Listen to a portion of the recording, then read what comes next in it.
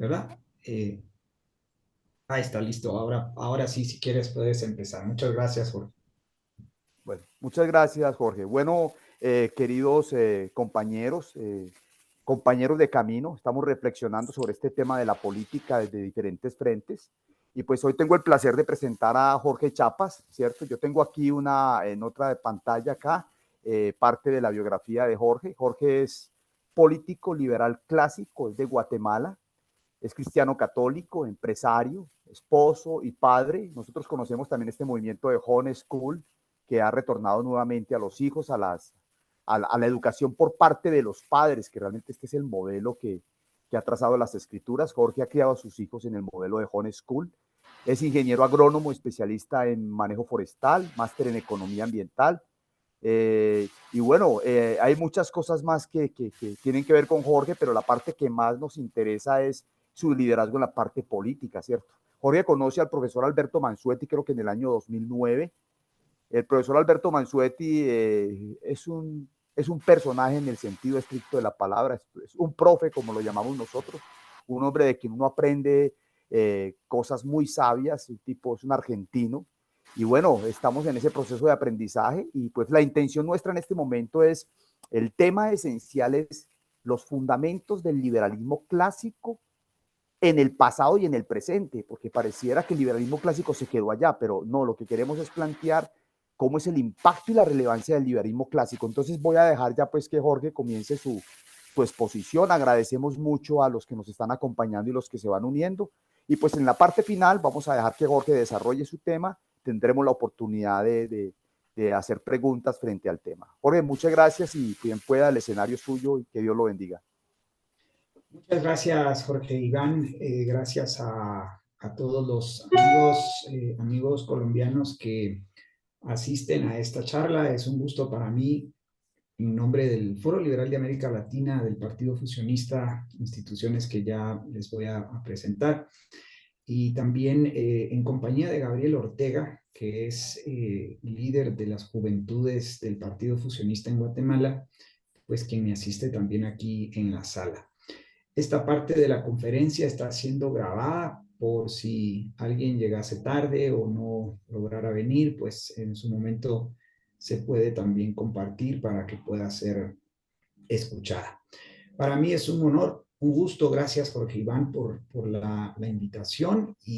Bueno, quisiera empezar con una felicitación enorme, ¿verdad? Por atreverse a hurgar, digamos, un tema tan eventualmente complicado, ¿no? Complejo, polémico hasta cierto punto, porque lamentablemente el cristianismo en América Latina ha tenido el mal hábito, por así decirlo, de separar religión y política, cuando lo que es separable es gobierno e iglesia, pero religión y política pues prácticamente son inseparables bueno, creo que los cristianos de toda denominación estamos llamados a hacer sal de la tierra y luz del mundo en nuestras naciones, ¿no? En nuestros países. Y por tanto la política pues es un campo que hemos dejado abandonado lamentablemente. Y quienes lo han usurpado o son cristianos que no tienen clara una cosmovisión bíblica sobre el gobierno y la política, o son gente que no es cristiana, ateos, agnósticos, bueno, cualquier otra cosa.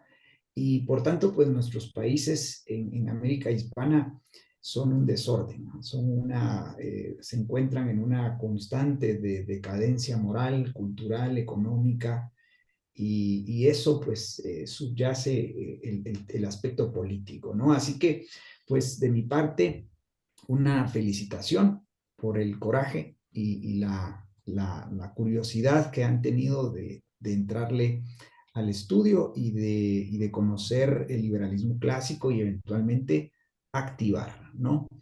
Esa es tal vez la consigna a futuro. Pues bien, dicho esto, voy a compartir mi pantalla. Es una presentación de 10 o 12 slides, realmente no es muy extensa. hacemos un repaso sobre los fundamentos del liberalismo clásico, su historia básicamente para que ustedes vean. A eso pues le hemos llamado mirar al pasado, ¿no? Para que veamos cuál ha sido el andar de esta doctrina política, de esta tradición política, y cuál es el futuro, ¿no? ¿Cuál es el presente y el futuro? O sea, cómo es que el pasado nos marca un camino, una tradición, nos guía, digamos, para enfrentar el presente y el futuro también, de alguna manera delinear el futuro, ¿no? Así que, pues, esa es la conferencia que me ha pedido Jorge Iván poder presentarles y, pues bien, con mucho gusto voy a tener el honor de ofrecer. Pues bien, liberalismo clásico son dos palabras, son dos términos. Liberalismo, de hecho, es un término compuesto, ¿no? Es un término que tiene el sufijo ismo, ¿sí? Y la parte central del término que nos refiere el término libertad. Pero el sufijo ismo significa doctrina o conjunto de ideas, ¿sí? Por tanto, una definición muy sencilla, digamos, desde su raíz etimológica, podríamos pensar que es aquella doctrina o conjunto de ideas en torno a la libertad. Liberalismo como término se comienza a emplear allá por el año 1812 a tenor de la promulgación de la Constitución de Cádiz, una constitución que consagrara los principios más elementales de lo que hoy conocemos como liberalismo clásico.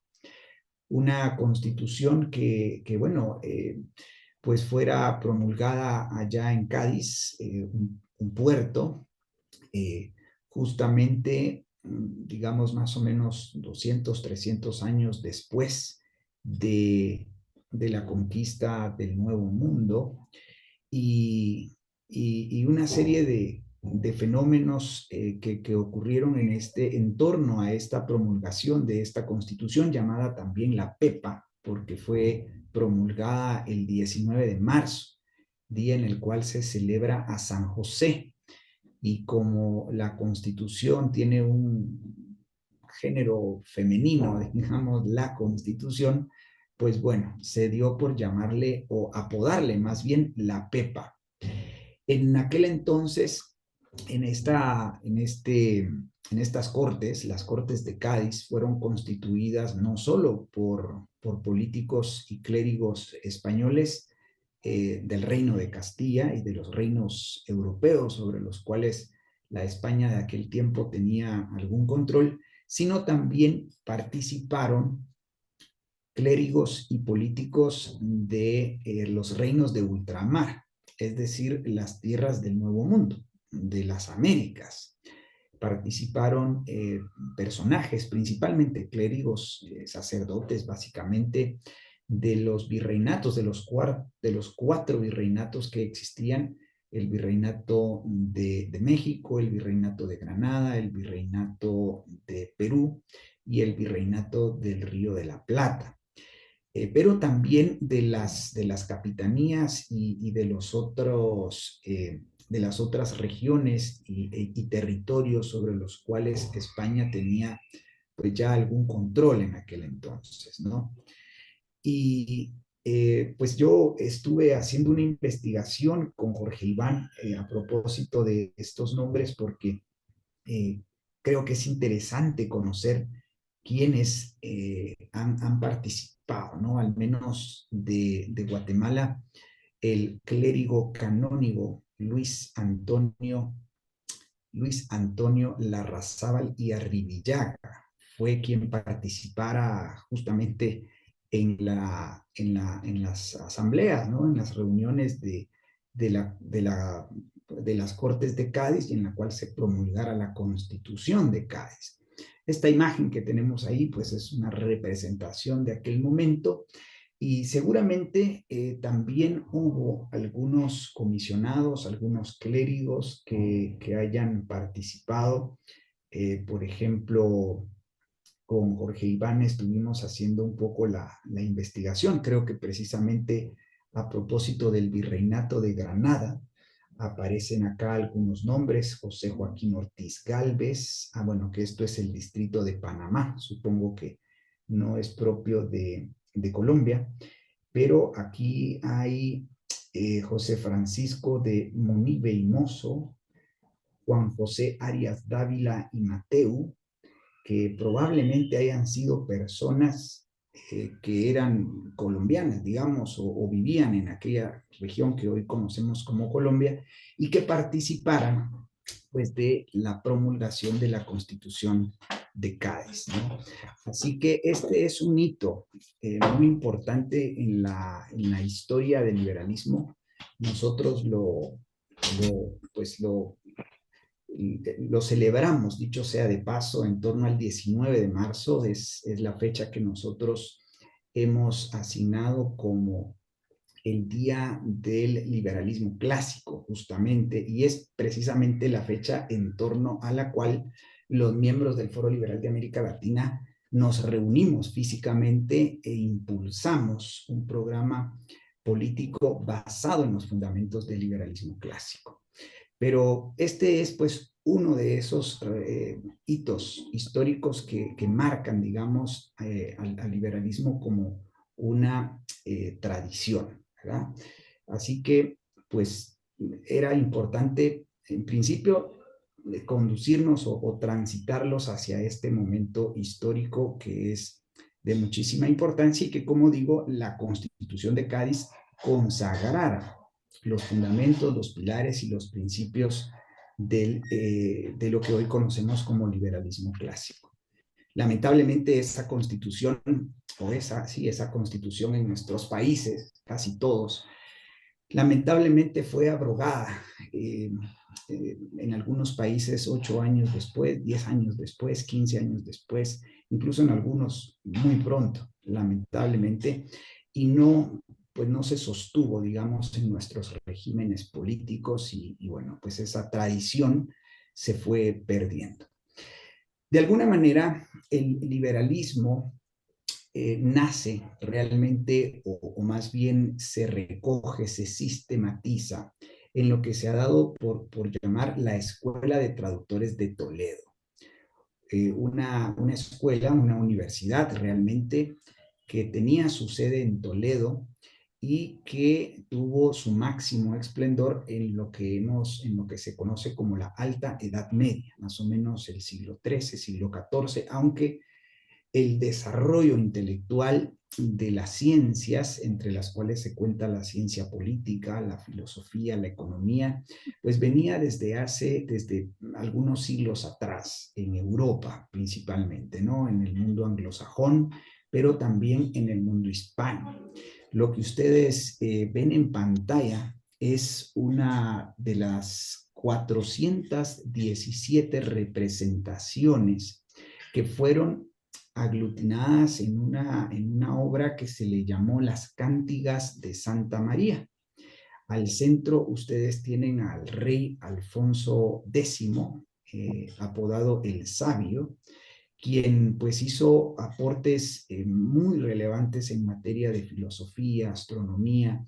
Él mismo escribía, digamos, pero también él impulsó muchísimo la Escuela de Traductores de Toledo, donde convergían muchos filósofos, gente intelectual, pensadores de la época, donde pues básicamente se traducían los textos del hebreo, del griego, al latín y del latín al castellano.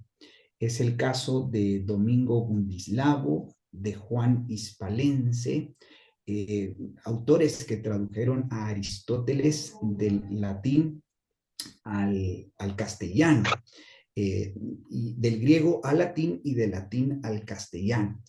Y esta imagen, pues es una imagen que a nosotros nos ha impactado muchísimo. De hecho, es el centro del logotipo del Centro del Liberalismo Clásico. una de las instituciones que nosotros venimos impulsando desde hace ya algunos años en América Latina, y aparece en el centro de nuestro logotipo, ¿sí? En el centro del liberalismo clásico, porque es una imagen muy emblemática, ¿no? Una imagen que representa y que grafica muy bien el gran desarrollo intelectual de la época, la Escuela de Traductores de Toledo. Y es allí, pues, donde empieza, como digo, a recogerse mucha de los saberes, de los conocimientos y de la tradición, que de alguna manera tiene raíces bíblicas, ¿sí? Y aquí es pues, donde supongo ustedes que son estudiosos en el tema seguramente han pues identificado algunos textos que dicho sea de paso son muchísimos textos bíblicos los que tienen algunas implicaciones muy serias en materia política y económica.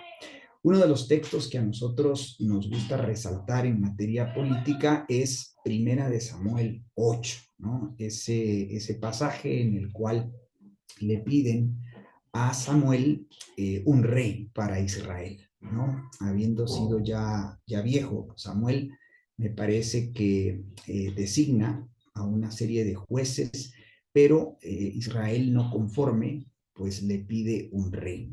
Samuel le hace la consulta a Dios y Dios pues le hace saber las consecuencias de lo que implica tener un rey y esas consecuencias se prescriben, digamos, claramente en Primera de Samuel 8. Es uno de los tantos pasajes. El profesor Alberto Mansuetti en su libro Las leyes malas, capítulo 3, si no mal recuerdo, tiene un estudio muy extenso, bíblico prácticamente, sobre cómo en las Sagradas Escrituras tenemos alrededor de 80 pasajes que tienen una implicación directa en materia de política y economía.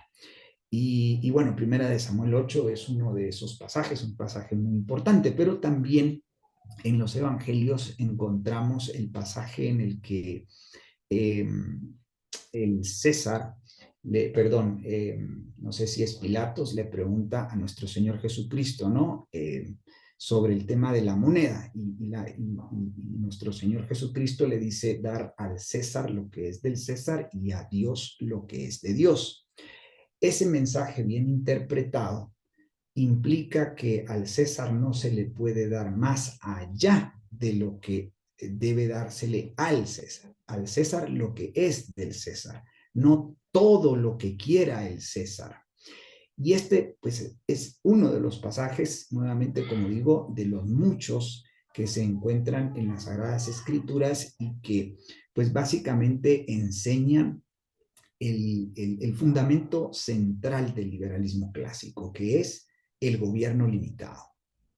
Y esas son las dos palabras en las cuales, con las cuales se sintetiza el liberalismo clásico. Si alguien, bueno, alguien les pregunta, bueno, ¿qué es liberalismo clásico en pocas palabras? Pues la respuesta muy sencilla son dos palabras, ¿no? Gobierno limitado.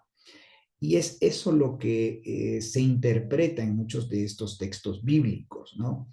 Y esta, pues, tradición bíblica se arraiga prácticamente en todo el primer milenio, ¿no? Este primer milenio después de nuestro Señor Jesucristo, en el cual hubo pues una era de lo que se ha dado por llamar el cristianismo histórico o el cristianismo clásico, ¿no?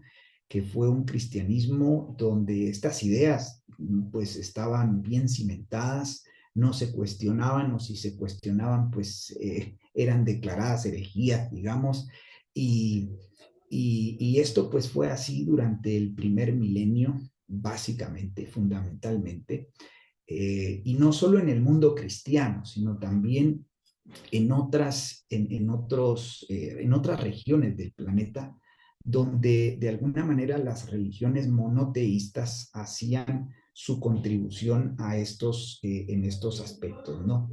Y es allí donde surgen otros autores como Maimónides, que era judío, Avicena y Averroes, que eran musulmanes, ¿sí? Y que, bueno, todos estos pensadores, los escritos de estos pensadores fueron recogidos en la Escuela de Traductores de Toledo y pues fueron traducidos, ¿no? Del hebreo, del griego, del latín y de las lenguas, pues en aquel momento las lenguas que existían o que en las que se hablaban, digamos, en lo que hoy conocemos como el norte del África, el cercano Oriente o el Próximo Oriente, lo que hoy es Turquía, Siria, Egipto y algunos otros países de Asia. Cristianos o digamos pensadores, filósofos, santos católicos como Santo Tomás de Aquino, pues fueron esos grandes referentes intelectuales, gente que no caía en la trampa de contraponer la fe con la razón, por ejemplo, ¿no? Sino que lograron pues romper con esa falsa dicotomía y lograron hacer contribuciones muy extensas, muy amplias y muy profundas en materia de filosofía política, ¿no? Pues todo esto fue condensándose en escritos que luego fueron recogidos por otros autores ya un tanto más modernos, o modernos más bien, que fueron los que dieron forma a lo que hoy conocemos como liberalismo clásico.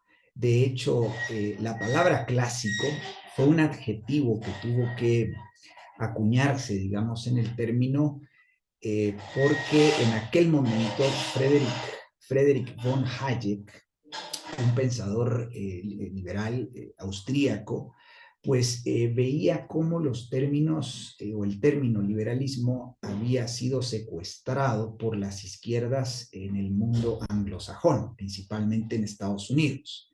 En Estados Unidos el término liberal empezó a significar socialismo, ¿no? Y entonces Hayek, que tuvo la suerte de vivir en los países del centro de Europa, luego en Inglaterra y posteriormente en Estados Unidos, pues veía este fenómeno, ¿no? Como las izquierdas, digamos, los socialistas de aquel entonces, pues usurpaban estos términos y entonces pues fue de él la idea atinada, creemos, de llamarle o de acuñarle el término clásico a liberalismo, ¿no? Entonces, hoy en día, hablar de classical liberalism en Estados Unidos se entiende, aunque en realidad se entiende mejor como conservative o como libertarian, ¿sí? En Estados Unidos el término libertarian o libertario tiene una connotación muy cercana al liberalismo clásico.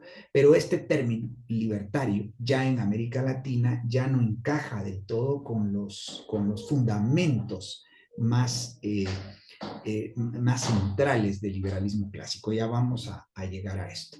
Y pues bien, ahí aparecen algunos de los autores que Jorge Iván mencionaba al principio de esta presentación. John Locke, escocés, Adam Smith, también escocés, Frédéric Bastiat, francés, y Ludwig von Mises, austríaco.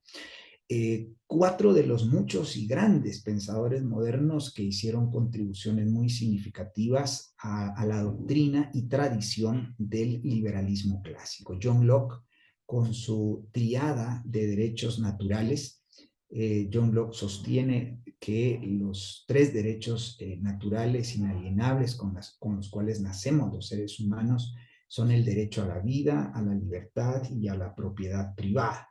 Estos tres derechos de alguna manera quedan consagrados en la Constitución de los Estados Unidos y de alguna manera es lo que da forma a los Estados Unidos desde 1776, 1789, más o menos. Pero John Locke, de hecho, es considerado el padre del liberalismo político, ¿sí? Porque, bueno, cabe mencionar que eh, también hay otros tipos de liberalismo, pero que no se corresponden con el liberalismo clásico como doctrina política.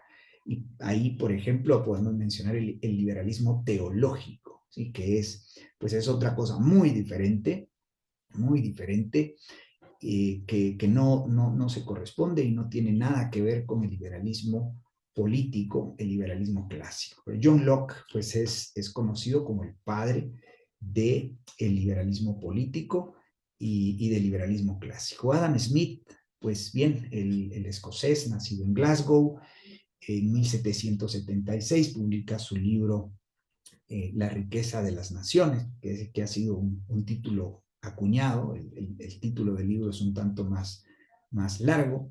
Pero bien, Adam Smith es conocido como el padre de la economía moderna y rompe con la viejísima tradición del mercantilismo de la época, ¿no?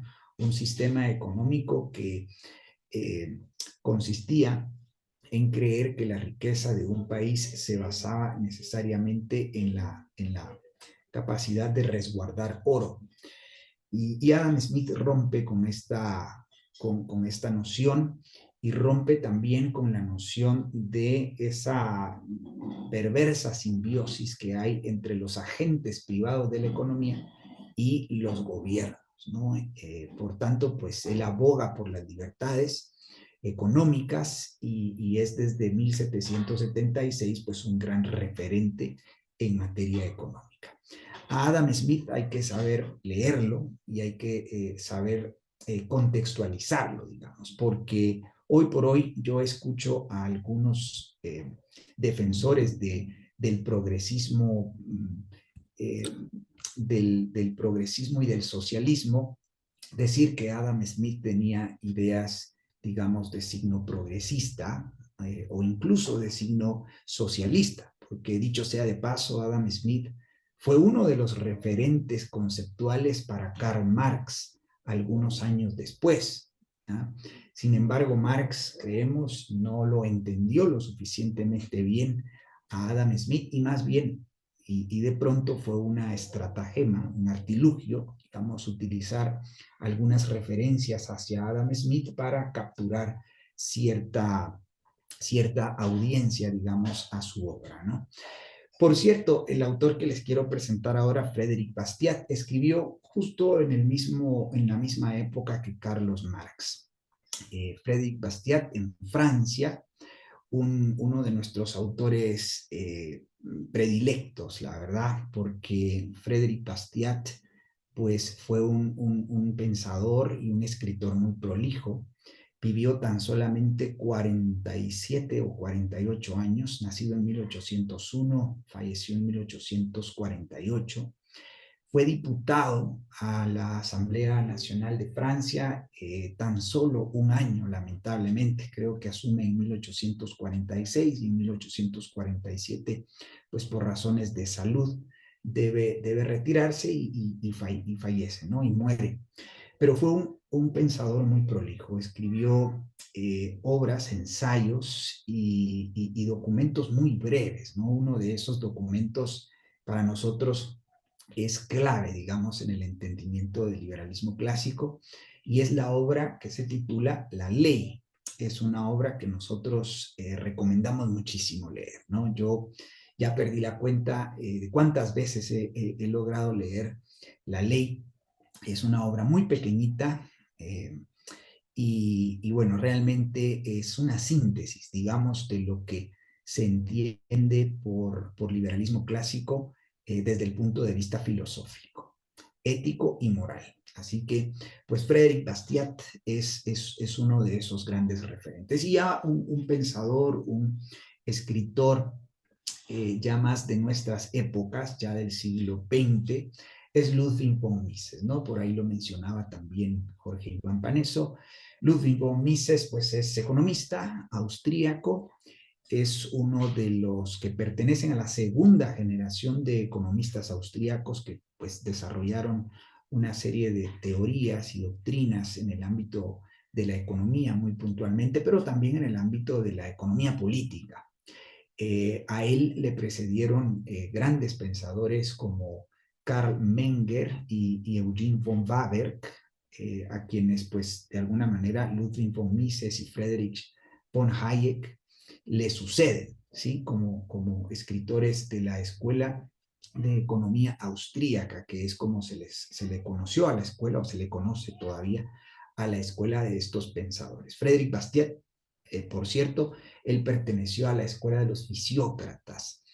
Y bien, pues estos son algunos de los pensadores. Ahora que menciono a Hayek, es interesante contarles una de las tantas anécdotas que surgen, digamos, en este tema de eh, escudriñar la historia del liberalismo clásico. Resulta que a mitad del siglo XX, Anthony Fisher, un inglés, se acercó a la cátedra de Hayek en Londres, me parece, no sé si en Londres o en Manchester, y pues viendo a Anthony Fisher cómo Inglaterra después de la Segunda Guerra Mundial no lograba despegar económicamente, ¿no? Había salido ya del horror que había significado la Segunda Guerra Mundial, pero no lograba crecer económicamente, no lograba superar los grandes problemas de miseria, de violencia, que se vivían en aquellos tiempos en Inglaterra, y pues se acerca a la cátedra de Friedrich von Hayek y le dice, bueno, profesor, pues yo tengo la idea de montar un proyecto político para impulsar el crecimiento económico. Entonces Hayek pues le dice, no, no, no, no, por favor, nada de movimientos políticos, nada de proyectos políticos, hay que calar en la educación. ¿Sí? Hay que calar a nivel intelectual, hay que tener el impacto a nivel de las ideas. ¿Sí? Y ese fue el consejo que le dio Hayek a Sir Anthony Fisher, y entonces Sir Anthony Fisher funda el Institute for Economic Affairs, un tanque de pensamiento pues que ya tendrá alrededor de 50, 60 años quizás. Y pues este consejo nosotros lo hemos catalogado como un gravísimo error, porque en aquel momento Hayek pensaba que los socialistas habían hecho lo mismo por su parte algunos años atrás, y pensaba que a través de la sociedad fabiana, que era una especie de fuente de suministro intelectual para los socialistas de la época, pues ellos a través de este proceso meramente intelectual, ¿no? En el cual se vierten ideas, digamos, al escenario, al público principalmente, y el público es quien como olas y como el vaivén, digamos, del agua de los mares, va llevando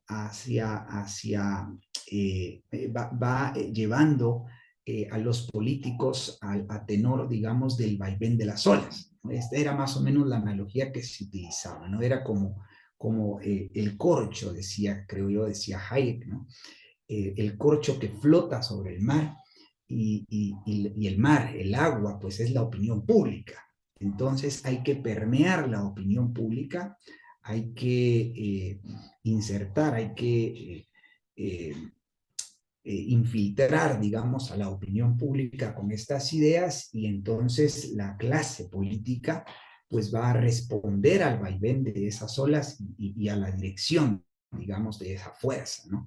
Entonces esa era la lógica, y von Hayek creyó que los socialistas de aquel entonces ya habían logrado bastante cuota de poder a partir de esa estrategia. Sin embargo, no logró divisar von Hayek cómo, además de esa fuente de suministro intelectual que representaba la sociedad fabiana, existían partidos políticos, principalmente en Inglaterra, el Partido Laborista. Y la columna vertebral del Partido Laborista eran los sindicatos, los trade unions. Y esa fusión, digamos, ese trípode de instituciones y de fuerzas, digamos, en aquel entonces, digamos, la parte intelectual materializada en la sociedad fabiana, la parte política materializada en el partido político, y los sindicatos o los trade unions, que eran la columna vertebral, digamos, la base, formaban las bases y los cuadros medios del Partido Laborista, pues constituían un todo, ¿no? Un proyecto político que no solo tenía la parte intelectual, la parte pensante, sino también los brazos operativos que constituía tanto el partido político laborista y los sindicatos, ¿no?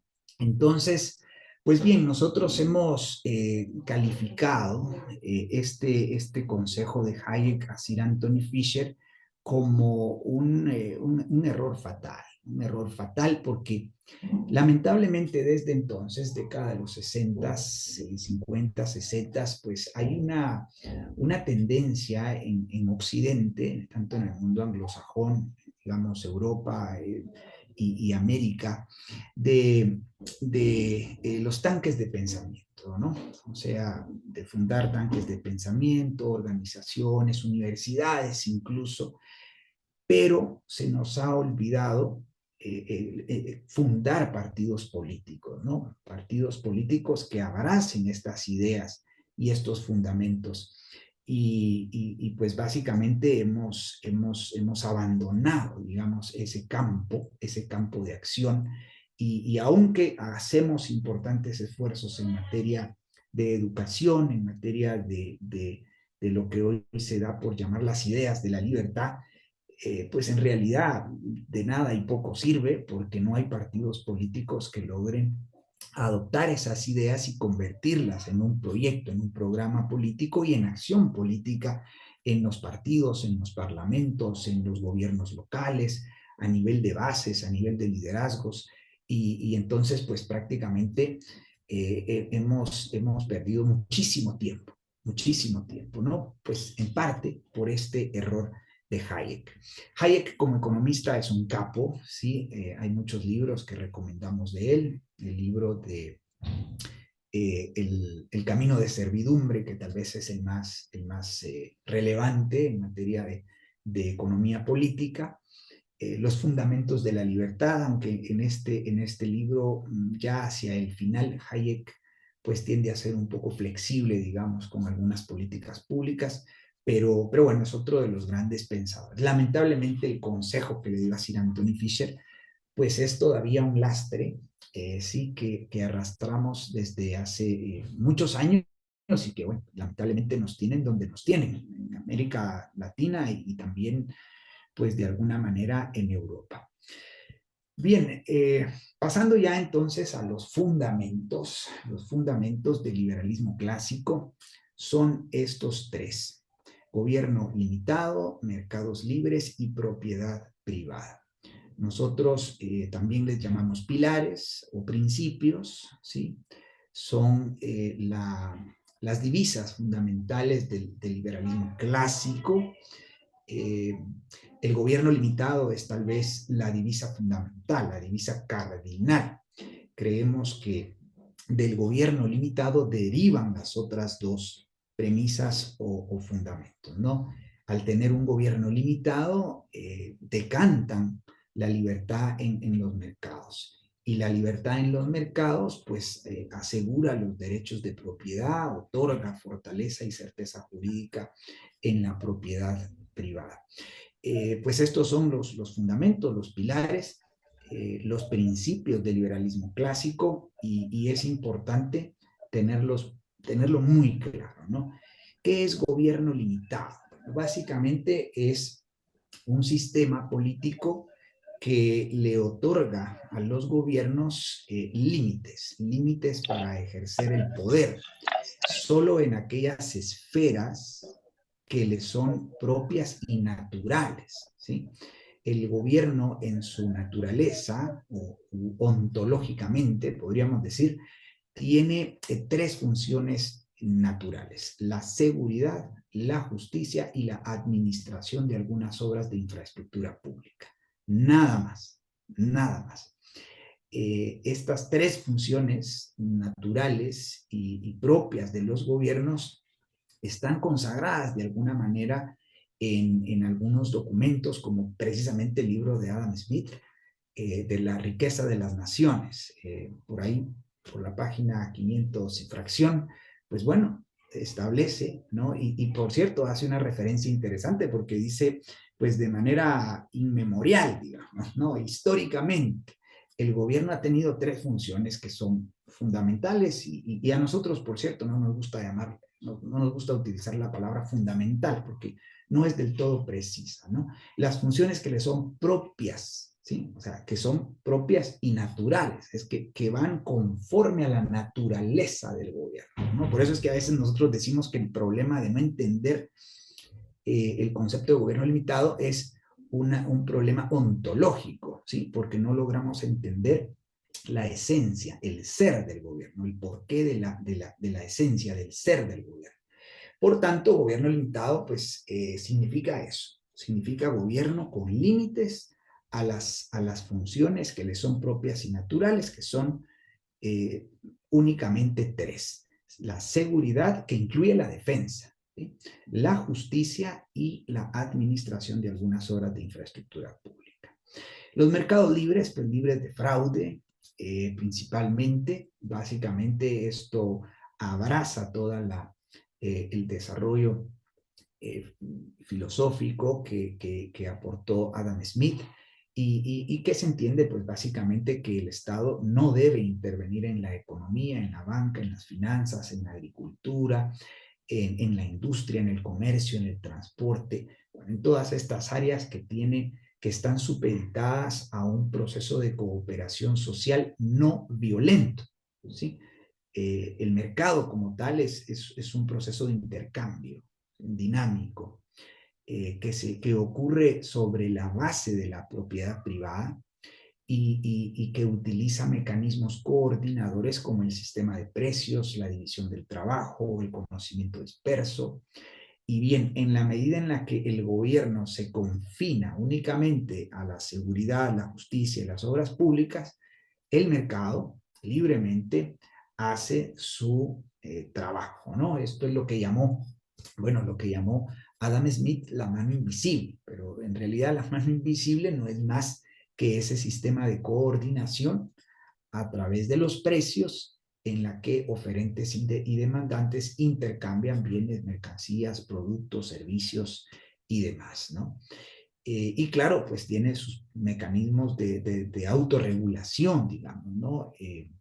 Para eso, pues hay que entender cómo sucede el proceso económico y para eso, pues yo siempre refiero al autor Manuel Ayau, quien escribe justamente un libro que se llama El proceso económico, ¿no? Que es uno de los indispensables para entender cómo funcionan los mercados y cómo es que cuando se dejan en libertad los mercados, ese proceso de intercambio, pues hay mecanismos de autorregulación y mecanismos que eventualmente tiene que poner en marcha el gobierno a través de la justicia para reparar o resarcir los daños que eventualmente ocurren, los conflictos que eventualmente ocurren en los mercados, ¿no? De los cuales no se está exento, por supuesto. Somos seres humanos, somos seres falibles, dados al error, dados al pecado, y entonces pues también solemos cometer errores, ¿no?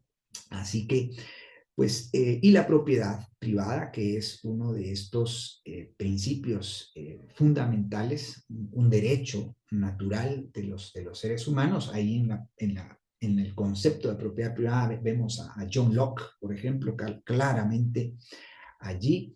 Y, y también pues vemos a autores como Ludwig von Mises, ¿no? Que han hecho pues unas contribuciones enormes sobre el concepto de propiedad. Por cierto, un concepto al cual por ahí alguien podría divisar una especie de redundancia, ¿no? Propiedad. Propiedad ya es propio, ¿no? Lo que es propio es privado.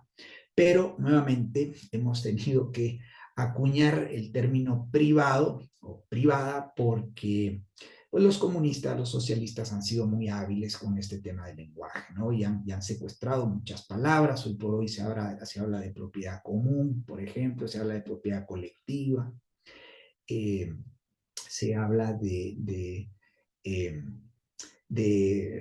propiedad, se habla de propiedad relativa también, ¿no? Se dice que la propiedad no es absoluta, bueno, todos estos temas. Yo sobre el tema de la propiedad permítaseme referir a un autor que a mí me ha marcado mucho, cuyo nombre es Gottfried Dietze. Gottfried Dietze es alemán, pero radicado por mucho tiempo en Estados Unidos. Él tiene una obra que se titula En defensa de la propiedad. Es una obra interesantísima, brillante, fantástica para entender la historia de la propiedad, ¿no? Desde su etimología como término, como concepto y cómo, pues a lo largo de la historia de la humanidad, desde tiempos bíblicos, la propiedad, pues es uno de esos principios, valores y fundamentos de una sociedad sana, ¿verdad? Así que, estimados amigos, esos son los fundamentos y quiero agregar a los fundamentos también una doctrina, una teoría sobre la cual nosotros también construimos, digamos, toda esta narrativa y este concepto de liberalismo clásico, y es la doctrina de la soberanía de las esferas, ¿sí? Una doctrina que fuese acuñada por el ex primer ministro holandés Abraham Kuyper. De pronto ustedes ya le conocen, le han escuchado antes. Abraham Kuyper era pastor protestante también, y bueno, un intelectual de esos políticos y también primer ministro, ¿no? de Holanda, de esos personajes eruditos que ya pocos quedan actualmente, lamentablemente. Fue una persona muy influyente a principios del siglo XX en Holanda. Fundó una universidad, la Universidad Libre de Ámsterdam, fundó un periódico al cual llamó Die Standard y fundó un partido político. Vean qué interesante, qué hombre más sabio, ¿no? Y bueno, escribió muchísimo. Yo he leído algo de él, siendo católico, dicho sea de paso, un católico romano, pero del ala tradicionalista. Yo soy católico romano del ala conservador, no del ala progresista. Así que, pues bien, yo he leído un poco de él. Él escribió mucho sobre la gracia común, si no mal recuerdo, y bueno, pues por ahí hay otros autores que le siguieron el legado. Herman Bavinck es uno de ellos. En esta doctrina de la soberanía de las esferas, pues Abraham Kuyper nos reseña que hay pues prácticamente dos grandes esferas, la esfera pública y las esferas privadas.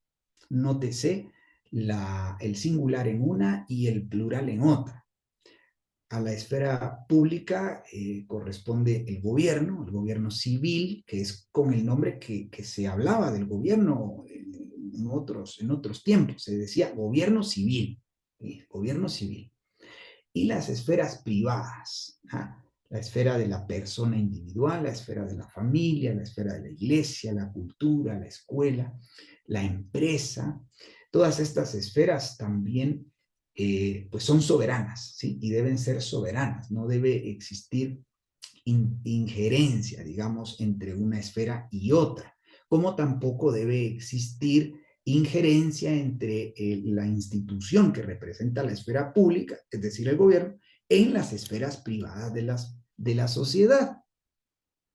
Cuando no hay soberanía de las esferas, cuando no hay separación de la esfera pública de las esferas privadas, ocurre el caos que tenemos en nuestros países, en América Hispana y en Occidente en general, ¿no? Porque vemos al gobierno metido en las esferas de la familia, metido en la esfera de la iglesia, metido en la esfera de la cultura, metido en la esfera de la escuela, metido en la esfera de las empresas, y distorsiona la naturaleza, digamos, de cada una de estos agentes, de estas entidades, de estas instituciones, ¿no? Por tanto, pues es importante entender pues, la soberanía de las esferas como una doctrina que suma a los fundamentos del liberalismo clásico. En el ámbito católico existe un equivalente a esta doctrina de la soberanía de las esferas, que es el principio de subsidiariedad, ¿sí? Este principio se alude en muchas encíclicas de lo que se ha llamado la doctrina social de la Iglesia, y este principio, pues de alguna manera, también conduce a la misma lectura, ¿no? el gobierno debe acatar este principio de subsidiariedad, pero bien entendido el principio de subsidiariedad, entendido como el subsidio o la facilitación de los servicios de seguridad, justicia y obras de infraestructura pública. Nada más, nada más. El problema ahí es que, bueno, en el ámbito de la Iglesia Católica, pues ya vemos otros conceptos que han venido a complicar el entendimiento, ¿no? de estos temas, como el concepto de bien común y el concepto de justicia social, que por ahí vino a, digamos, a embarrar la cancha, el entendimiento, y pues ya no se entiende muy bien esto del principio de subsidiariedad. Pero es la doctrina, el concepto equivalente en el ámbito católico de la soberanía de las esferas. Así que este es un fundamento clave, y si entendemos esto, pues bien, es muy fácil entender liberalismo clásico, ¿no?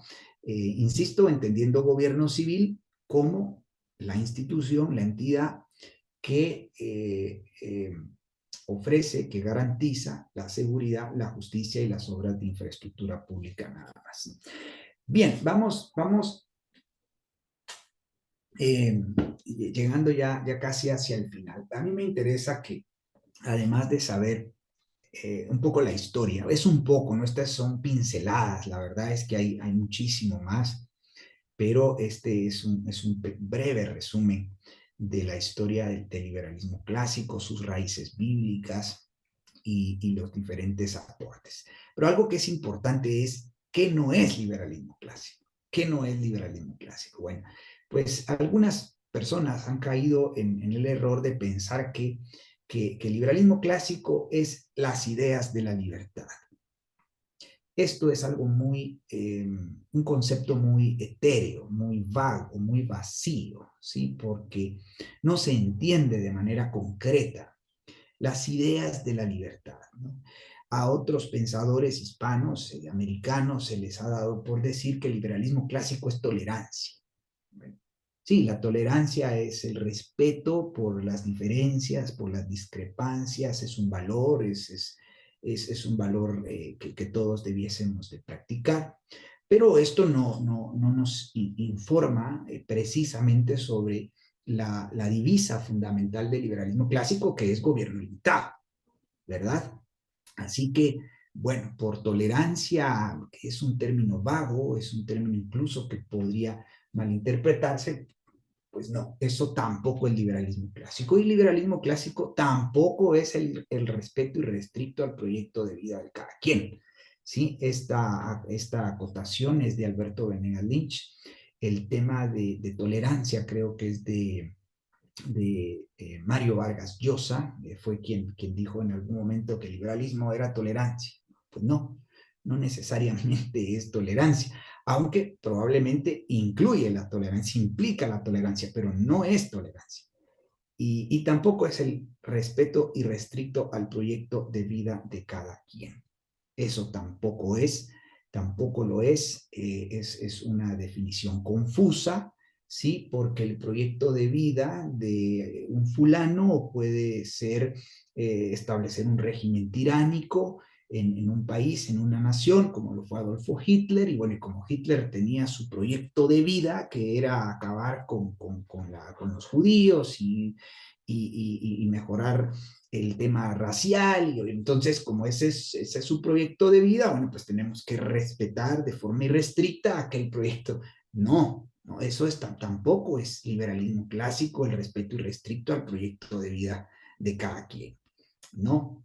Así que, pues, bueno, esto puede suscitar algunas preguntas, pero bueno, quiero dejarlo ahí a manera de, de tema que podemos ampliar. Y otro tema importante, ¿no? Que es relevante tener presente, y es el asunto de lo que María Blanco, española, de nacionalidad española, condensara en un libro, no recuerdo el nombre del libro, pero le llamó, hacía alusión a lo que hoy nosotros conocemos como las tribus liberales, ¿sí? Dentro de lo que podríamos llamar los liberales, en un término genérico, hay tribus, hay facciones, hay grupos que tenemos que identificar bien y tenemos que tener claridad sobre cuál es su naturaleza, su fundamento, sus raíces incluso, ¿no?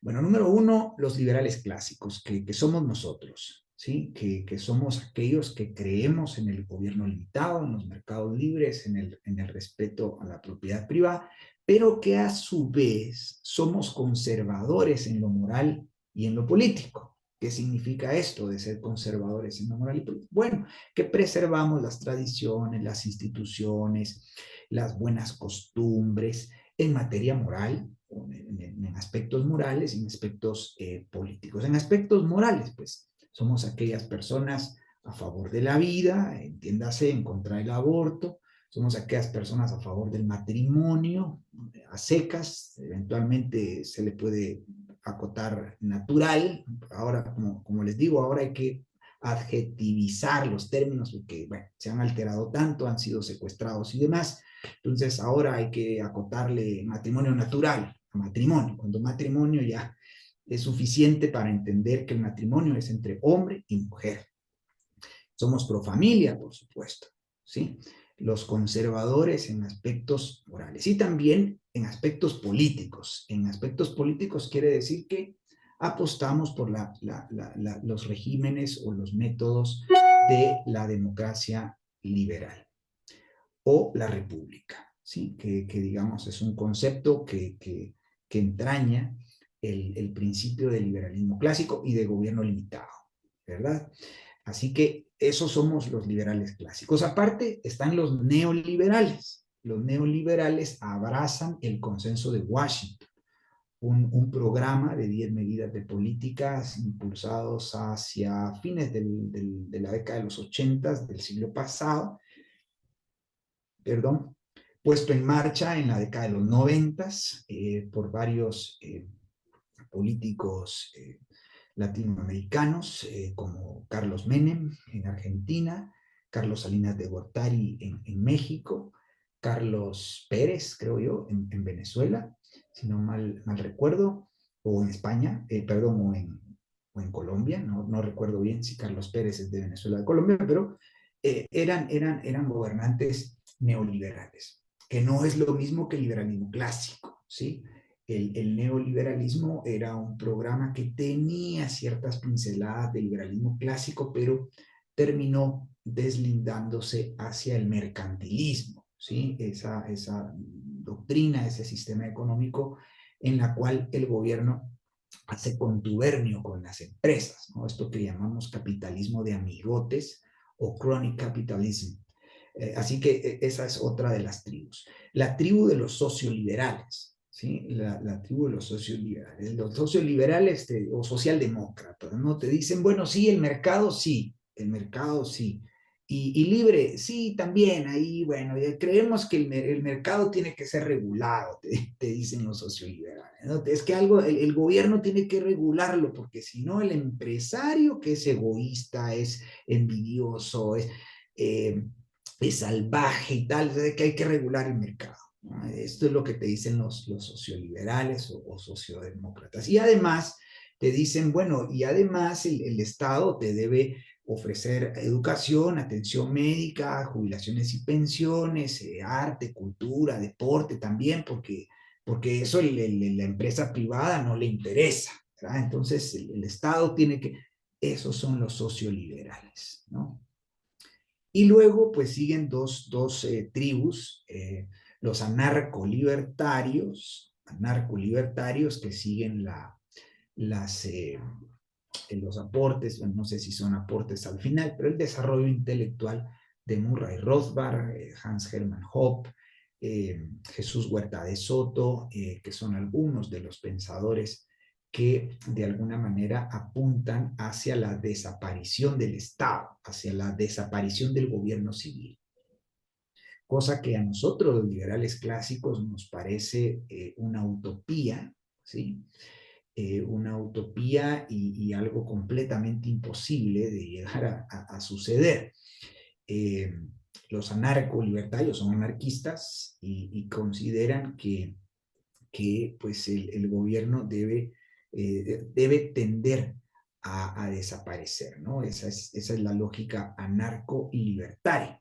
En ese sentido, se encuentran con los socialistas de mitad del siglo XIX, donde había una facción anarquista, Mijail Bakunin, pues era un anarquista, ¿verdad? Y los anarquistas se asociaron a los socialistas en aquel momento y bueno, luego los socialistas al llegar al poder se despacharon a Mijail Bakunin y, y entonces hubo una separación.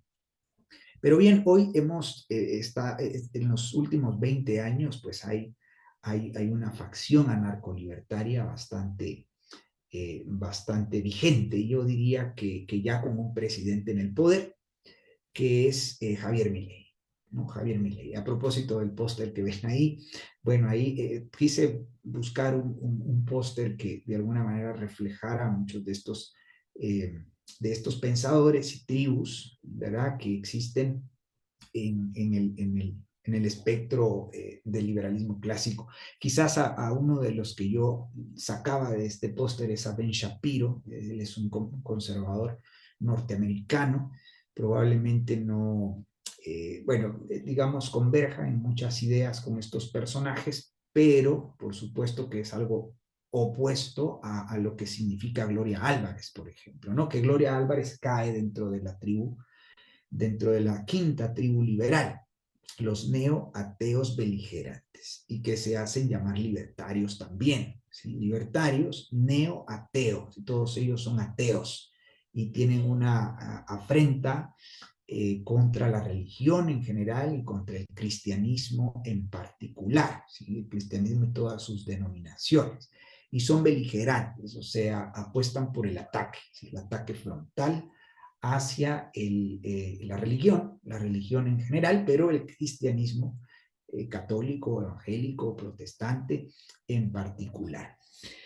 Y bueno, pues allí los tienen, ¿no? Hoy con el fenómeno Javier Milei, que se hace llamar libertario, cosa que, pues para que quien me quiera seguir en mis redes sociales, yo eh, polemizado sobre este tema. Es imposible llamarte liberal libertario, o sos liberal clásico o sos libertario, pero no puede ser ambas cosas porque son las diferencias entre estas tribus liberales no son adiafóricas, dice el profesor Alberto Mansuetti citando a uno de los escritores de la Reforma. Por ahora, francamente, olvido el nombre es Jorge, pero no recuerdo el apellido. Pero este escritor de tiempos de la Reforma, estoy hablando del siglo XVI, decía que hay diferencias que no son adiafóricas, ¿no? Con respecto al tema de la reforma protestante, pero nosotros recogemos este término y decimos lo mismo. Entre estas 5 tribus liberales hay diferencias que no son adiafóricas, es decir, que no son pequeñas, que no son insignificantes. Hay diferencias enormes entre estas 5 tribus liberales. ¿Ya? Por tanto, no puede existir algo como liberal libertario, ¿sí? Pues tenemos que nosotros zanjar categóricamente esa posición y decir, bueno, nosotros somos liberales clásicos y el liberalismo clásico es gobierno limitado, mercados libres y propiedad privada, ¿no? Así que a mí en lo particular me toca, porque a mí de pronto, como soy guatemalteco, me dicen, bueno, pero ¿y tú eres como Gloria Álvarez? No, nada que ver. No somos como Gloria Álvarez. Gloria Álvarez cae dentro de la tribu libertaria neo-ateo beligerante. ¿Ah? Y bueno, ya lamentablemente Gloria, aunque le respeto como persona, le conozco, bueno, he compartido mucho con ella, pero pues ella es progresista en lo cultural, ¿no? Está a favor del aborto, a favor del matrimonio homosexual, a favor de la prostitución, a favor, bueno, de un montón de asuntos que en principio no son, ¿cómo diré? No, ponen el énfasis en estos temas de tipo cultural, cuando nosotros los liberales clásicos ponemos el énfasis en los asuntos de tipo político y económico, porque al reencauzar esos aspectos de la vida social, creemos que las instituciones sociales naturales, como la familia, la escuela, las iglesias, pues van a poder devolver digamos, los valores, los principios, las buenas costumbres a la sociedad, ¿no? Así que es importante que esto lo tengan presente, estimados amigos. Y bien, creo que tengo algo, sí, algo más que es muy importante, ¿no? Y ahora ustedes dirán, bueno, un poco ya hilando hacia lo que es el presente, ¿no? El presente, porque esto suena bien en palabras, suena bien en teoría, dicen, bueno, es que eso suena muy bonito en teoría, dice la gente, ¿no? Pero ¿cómo llevas esto a la práctica? Bueno, y es ahí donde nosotros hemos estudiado transitología, ¿sí? La transitología es una disciplina o un área multidisciplinaria de las ciencias políticas que estudia los fenómenos de los milagros económicos, ¿sí? De cómo ciertos países han logrado ese milagro económico. Y hemos dicho lo siguiente, a todo milagro económico precede siempre un milagro político, ¿sí? Los milagros económicos no existen per se, en realidad son consecuencia de un sistema político que se sostiene sobre instituciones y un régimen de gobierno y economía basado en los principios, en los fundamentos y en los pilares del liberalismo clásico, ¿no? Y bien, ahí tienen ustedes algunos rostros, ¿no? Algunos seguramente los ubican. Tenemos a su lado izquierdo al expresidente Ronald Reagan, presidente entre 1981 y 1989, si no mal recuerdo. Tenemos a la ex primer ministro de Inglaterra, Margaret Thatcher, desde primer ministro desde 1979 a 1991, todo un crack, la verdad, para nosotros es un referente enorme. Eh, Tienen ustedes a Sir Roger Douglas en la cuarta posición, es el ex ministro de Economía de Nueva Zelanda, ¿sí? Este país de Oceanía, que bueno, también tuvo pues un crecimiento económico espectacular en la década de los 80s y los 90s, gracias a que este hombre impulsó reformas de privatización, desregulación y apertura de los mercados a la competencia. Tres políticas públicas congruentes con la doctrina y la tradición del liberalismo clásico. Un poco más a la derecha, ustedes ven a Paul Kagame, Kagame con K. ¿Sí? Este es el presidente de Ruanda, ¿sí? Ruanda, este país africano que también da pasos enormes tendientes a un sistema de signo liberal clásico. Ruanda es todo un caso de estudio impresionante, un país donde se vivió un genocidio entre dos tribus y que en términos de una semana o 2 semanas se mataron millones de gentes en Ruanda. Bueno, Paul Kagame, pues ahí lo ven ustedes, todo un tipo, un político, ¿no? Demás, pero en realidad él era, pues tuvo que plegarse a una facción del ejército, tuvo que salir del país, volver a entrar, tomó el poder por la fuerza. Por cierto, lleva ya, creo que 20 años gobernando Ruanda. Y hay mucha gente que le critica, que les dice que es un dictador y tal, pero no, pues yo les invito a que busquen Ruanda en las noticias y vayan a ver cómo gana elecciones el hombre, todo un capo también. Y los invito a que estén muy cerca de lo que pasa en África y en Asia, ¿sí? En Asia, en China especialmente, en Corea del Sur, Taiwán, eh, Hong Kong, bueno, todo lo que tiene que ver con el bloque comercial del sudeste asiático, ¿no? Y también el bloque comercial que recién conformó África, 54 de 55 países Hace un par de años firmaron un tratado de libre comercio muy completo, la verdad. Y Paul Kagame es pues uno de esos tantos líderes. Hay muchos otros líderes africanos como Seret Sekama también. Y bien, más hacia la derecha, el doctor Ron Paul. Es uno de nuestros grandes referentes también, ex congresista de los Estados Unidos, un político de carrera, aún vigente, ¿sí? Aún vigente. El doctor Paul, le seguimos muchísimo, tiene un sitio web, tiene, bueno, muy activo en todas las redes sociales. Es republicano, pero más precisamente conservativo y más precisamente aún, pues un classical liberal, ¿no? Es un liberal clásico, conservador en lo moral, cultural, es obstetra de profesión, así que es full pro vida, full matrimonio, full familia, y bueno, es un capo en materia económica, es un tipo que se formó con gente de altísimo nivel en Estados Unidos, ¿no? Así que bueno, ahí tienen ustedes pues a una serie de políticos que han impulsado pues la transición hacia el liberalismo clásico en sus países y entonces como consecuencia estos países han experimentado lo que se ha dado por llamar un milagro económico.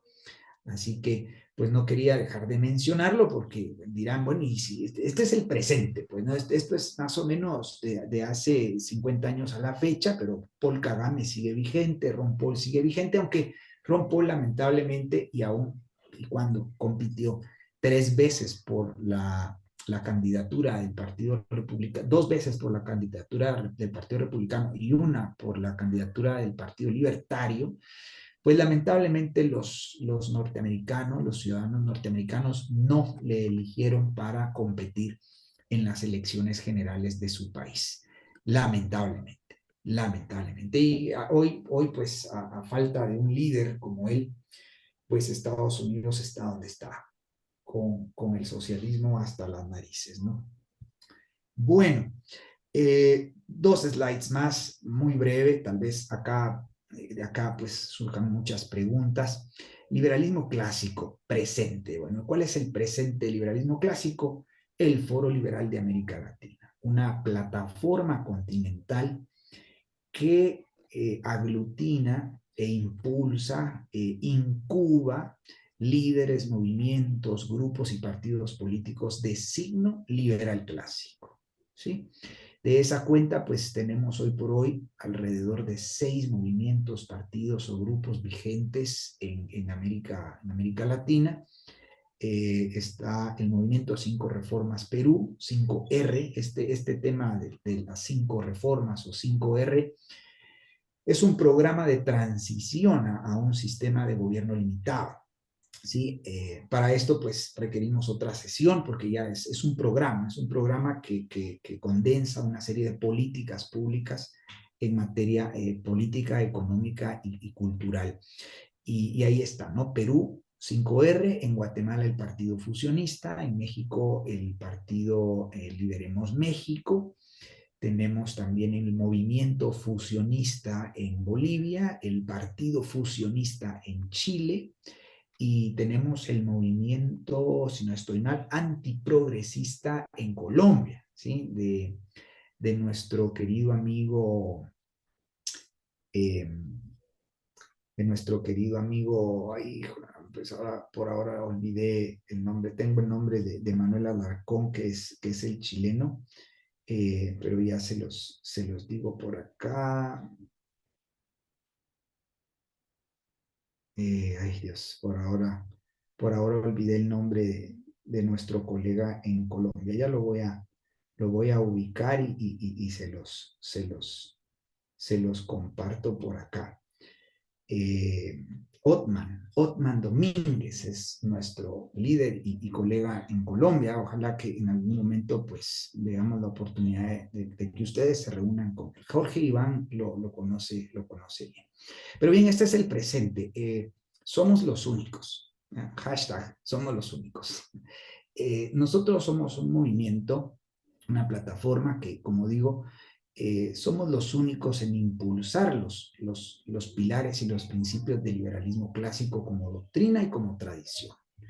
Y esos principios los hemos condensado y sistematizado en un programa de transición a un sistema de gobierno limitado o capitalismo liberal, que es más o menos un sinónimo, ¿sí?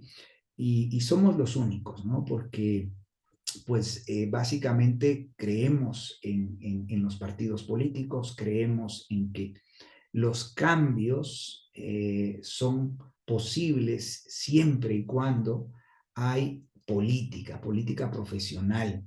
Y la política se ejerce a través de partidos políticos. Y los partidos políticos a partir de programas de gobierno y de programas políticos. Por tanto, nosotros impulsamos un programa, un proyecto político y no necesariamente un mesías, un líder mesiánico, que es lo que pulula, digamos, en nuestra América hispana, ¿no? Pululan los mesías, los líderes carismáticos, pero que por debajo pues no tienen partidos, no tienen programas y por tanto no ocurren los cambios que aspiramos en nuestro continente. Aquí les dejo el sitio web del Foro Liberal de América Latina para que empiecen a conocerlos. ¿Y cuál es el futuro del liberalismo clásico? Bien, pues esta es nuestra hoja de ruta, ¿no? Una hoja de ruta general que plantea 8 grandes pasos, 8 grandes momentos políticos, hitos que tenemos que ir viviendo. Hoy por hoy, nuestros grupos, movimientos y partidos más avanzados se encuentran en el paso número 3, ¿sí? Algunos en el paso número 1, la mayoría de nosotros en el paso número 2, y bueno, tal vez el partido fusionista ya se encuentra ahí rasgando ese paso número 3, tratando de aplicar el método FOPRA, formación, organización, propaganda, recaudación de fondos, acción política, pero como les digo, la mayoría de nosotros tratando de crecer orgánicamente, pasando de 1 o 2 líderes a grupos y de grupos a movimientos y movimientos a partidos, ¿no? Y hemos utilizado la analogía de pasar de huevo a pollito y de pollito a gallina, ¿verdad? O a gallo. Así que ese es digamos, los primeros pasos. El primer paso es fundamental, ¿no? Que constituye, pues, básicamente la munición ideológica, intelectual, que es la que representa el centro del liberalismo clásico, la Academia Cristiana de Ciencias Políticas, el Foro Liberal de América Latina, estas instituciones que sirven como fuente de suministro intelectual para nuestro proyecto, programa y nuestra hoja de ruta. A partir del paso 4, bueno, eso es un paso bastante más complicado, tenemos que tener ya algunos recursos económicos y pues ya allí logramos construir ese piso político sólido y estable para poder ejercer el poder a partir del paso número 6 e impulsar pues el proceso de privatizaciones, desregulación y apertura de los mercados a la competencia a través de reformas constitucionales, ¿sí? Y la aplicación de las 5 reformas, que es el corazón, el proyecto, el programa político de transición al sistema de gobierno limitado. Y el último paso, pues le hemos llamado las reformas particulares, porque son las reformas que suceden como consecuencia del nuevo sistema de gobierno y economía, ¿no? Esas mejoras, esos cambios, esos progresos que quiere ver la gente a nivel personal, familiar, comunitario, pues van a ser posibles siempre y cuando recorramos pues este proceso que podríamos pensar que podría durar más o menos unos 10, 12 años, a juzgar por experiencias de cómo algunos países de Europa del Este han transitado a este sistema de gobierno, pues les ha llevado más o menos 10, 12 años, pero esto supone pues haber construido un partido o varios partidos políticos con sus bases, con sus liderazgos intermedios, con sus cúpulas bien formadas, bien capacitadas y entrenadas para poder pues echar a andar este proceso político, que es pacífico, ¿ah? No es violento, sino es pacífico y aspiramos pues a llegar al Congreso de nuestros países, a los parlamentos, para desde ahí impulsar los cambios. Bien, amigos, hasta ahí me quedo. Este es el logo del Partido Fusionista. Invitadísimos a conocernos. Tenemos presencia en todas las redes sociales y nuestro sitio web, fusionista.gt, donde ahí pues pueden encontrarnos. Bien, creo que tardé un poco más de lo previsto. Mil disculpas, pero con esto termino mi presentación. Quedo atento a sus comentarios y observaciones. Creo que hay mucho en el chat, ¿no? Muchas gracias.